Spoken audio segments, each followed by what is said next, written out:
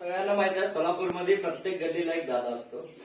दादा म्हणजे असं नाही की 7 फूट उंच धिप्पाड नाही, 3.5 फूट उंच छातीचा पिंजरा झालेला, कोणी संतूर बाजूने बघा असा एक किडकिडीत दादा एक नेहरू शर्ट विजार घालून गल्लीच्या कोपऱ्यावर उभा असायचा आणि गणपतीचे 15 ते 20 दिवस अगोदर वर्गणी मागायचा सीन तिथं चालू असायचा.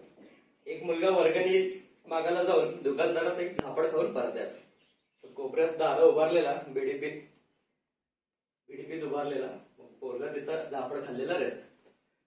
ओ अण्णा काय बे, ओ अण्णा काय म्हणलं तर, ओ अण्णा ते नवीन सोनेरी खाडी चष्मा घातलेला म्हातारा आहे ना, त्याला वर्गणी दे म्हणलं, मला मारलं फोडायचं म्हणून. कशाला गेला बे सकाळ सकाळ, हे बापाचं मार कमी पडलं का?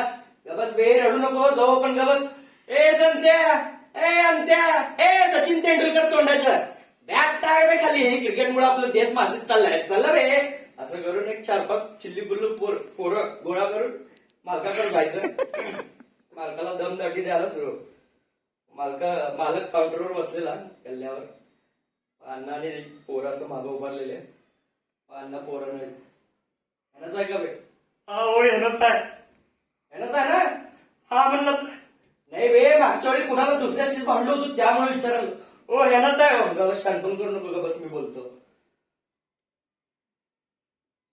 मालक काय म्हणतो मालक, गल्लीमध्ये राहायचं आहे का जायचं आहे? लहान लेकरं गणपतीची वर्गणी बिरगणी मागायला आणल्यावर हंतो का फडलं म्हणून सोड बे, म्हाताऱ्याला बघतो हंडलो का नाही, घिपी निक्का वर्गणी द्या. मालक बिलय, कसली वर्गणी द्यावं लागतं रे? गणपतीची वर्गणी द्यावं लागतं. ए पावती पुस्तक ठेवू काय काउंटरला, पावती पुस्तक हो 1001 ची वर्गणी फाडा.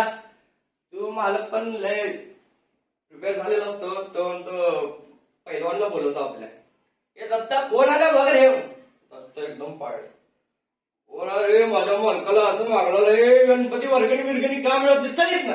हे बापरे, दत्तालाच कामाला ठेवलेत की वे, का करायचं आता? गबस मी बोलतो, गबस किती मागितलं वर्गणी? 1001 मागितलं. गबस मी बोलतो. ओ मालक, मधले 2 शून्य काढून टाका, 11 रुपयाची वर्गणी द्या.